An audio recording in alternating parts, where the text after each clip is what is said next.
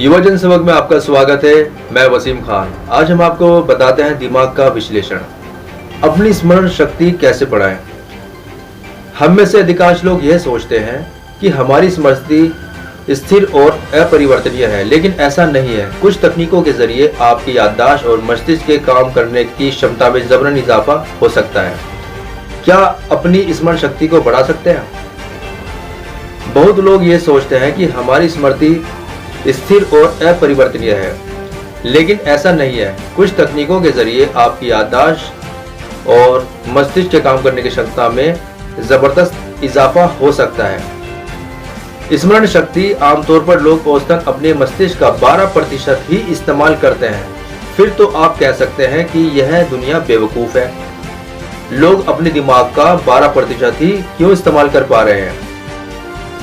इसकी वजह है, दरअसल मस्तिष्क के दाएं और बाएं हिस्से के बीच आवश्यक सामंजस्य स्थापित करने का कोई सुनियोजित तरीका उनके पास नहीं है।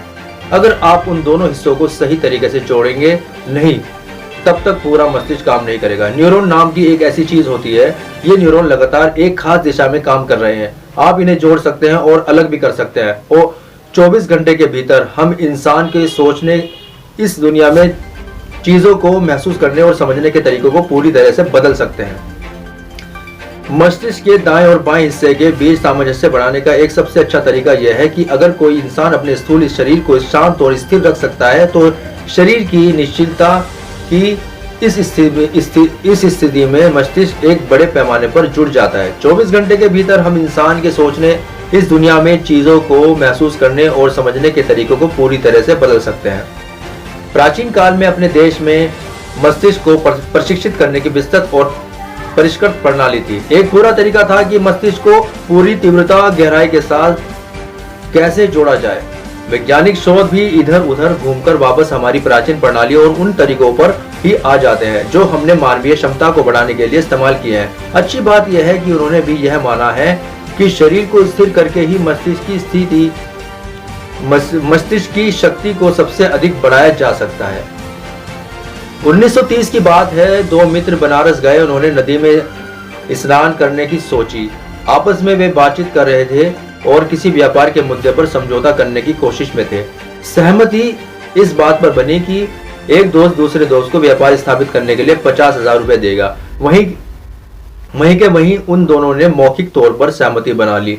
कुछ साल बाद जिस दोस्त ने पैसे दिए थे, उसे पैसे की जरूरत पड़ी। उसने अपने पैसे मांगे, लेकिन कोई लिखित समझौता तो नहीं था कि उनके पैसे दिए।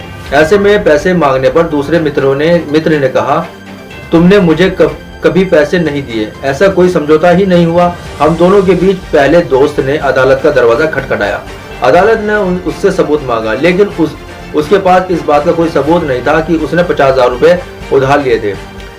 इस न्यायाधीश ने कहा, आपको सबूत तो देना होगा, नहीं तो इस मामले में अदालत कुछ नहीं कर पाएगी। बस शांत और स्थिर बैठे रहिए। कुछ दिनों में आप देखेंगे कि चीजों को ग्रहण करने और याद करने की आपकी शक्ति में जबरदस्त इजाफा हो रहा है। अचानक उसे याद आया कि जब वे दोनों नदी में नहाते हुए पैसे के लेन देन का समझौता कर रहे थे, तो एक ब्राह्मण उनके पास ही स्नान कर रहा था। उसे लगा कि हो सकता है उस ब्राह्मण ने उनके समझौते के बारे में कुछ सुना हो और वह उसके पक्ष में गवाही दे। बस उस ब्राह्मण को ढूंढने बनारस गया। उसे वह ब्राह्मण मिल तो गया, लेकिन उसे यह जानकर बड़ी निराशा हुई कि वह ब्राह्मण अंग्रेजी नहीं जानता था। और उस दिन वे दोनों मित्र अंग्रेजी में ही बात कर रहे थे। उसे लगा कि ब्राह्मण का कोई फायदा उसे नहीं मिल पाएगा। फिर भी उसने ब्राह्मण से बात की, देखो 4 साल पहले हम तो मित्र स्नान कर रहे थे, आप वहीं थे। हमारे बीच एक समझौता हुआ था, आप उसके बारे में मेरे लिए गवाही दें। ब्राह्मण ने कहा, मैं अंग्रेजी तो नहीं जानता, लेकिन मैं वह सब दोहरा अवश्य सकता हूँ जो तुम लोग उस दिन बात कर रहे थे। वह अंग्रेजी नहीं जानता था, लेकिन उसने वह सब कुछ दोहरा दिया जो उस दिन उसने सुना था।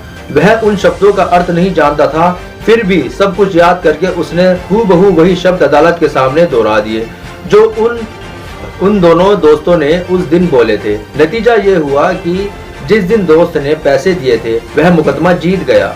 स्मरण शक्ति बढ़ाने के तरीके का कहने का मतलब यह है कि स्मरण शक्ति बढ़ाने के तरीके कहने का अर्थ यह है कि अगर हम अपनी अंदरूनी परिस्थितियों को सही तरीके से संभाल लें तो हम अपनी स्मरण शक्ति को इतना ज्यादा बढ़ा सकते हैं। शुरुआत करने का सबसे आसान तरीका यही है कि स्थिर रहना सीख जाए। अगर आप किसी जगह शांत और स्थिर होकर बैठना सीख सकते हैं तो यह इस दिशा में एक अच्छा कदम होगा। यह आप कक्षा में भी कर सकते हैं। आपके शिक्षक बात कर रहे हैं, ऐसे में आपको जरूरत नहीं है हिलने डुलने या भाव प्रदर्शन करने की। बस शांत और स्थिर बैठ रहिए। कुछ दिनों में आप देखेंगे कि चीजों को ग्रहण करने और याद करने की आपकी शक्ति में जबरदस्त इजाफा हो रहा है। कुछ खास तरह के अभ्यास हैं जिनके माध्यम से इस स्थिरता को आप अपने भीतर उतार सकते हैं। शांभवी महामुद्रा पर की गई EEG खोजों ने दिमाग के दाहिने और बाएं हिस्से में बेहतर समन्वय दिखाया है। यह बढ़ा हुआ दिमागी समन्वय अत्यंत परिष्कृत दिमागी क्षमताओं जैसे बेहतर सीखने की क्षमता, ज्यादा रचनात्मकता, उन्नत दिमागी स्पष्टता और तीक्ष्ण बुद्धि और सरल की जाती है। तो इसी प्रकार से आप शांत रहिए, प्राणायाम कीजिए, गहरी लंबी सांसें लीजिए और जो सामने वाला व्यक्ति आपको कुछ बातें कह रहा है, यानी कि आपके जो आपके अध्यापक है या अध्यापिकाएं हैं, आप एक शिक्षार्थी है, शिक्षक है, आप एक शिक्षार्थी है, तो आपको अपने अभिभावक की बातों को ध्यानपूर्वक सुनना होगा। तभी आपके जो मस्तिष्क होता है, चेतन मन सब कुछ देख रहा होता है और अब चेतन मन सब वो स्टोर करता है। फिर चेतन मन का काम खत्म हो जाता है, लेकिन अवचेतन मन आपको वो बातें याद दिलाता है। लेकिन वो बातें आपको तभी याद आएंगी जब आपने सही ढंग से ध्यान पूर्वक सुना होगा। तो इसी प्रकार से आपको किस प्रकार से बातें सुननी है, ध्यान पूर्वक ध्यान लगाइए कि सामने वाला व्यक्ति हमें क्या पढ़ा रहा है, क्या कहना चाह रहा है, उसके एक एक शब्द को देखिए और सुनिए। फिर आपका मस्तिष्क ऑटोमेटिकली तीव्र गति से कार्य करेगा। इसी के साथ मैं वसीम खान आपसे विदा लेता हूँ। देखते रहिए युवा जनसेवक न्यूज।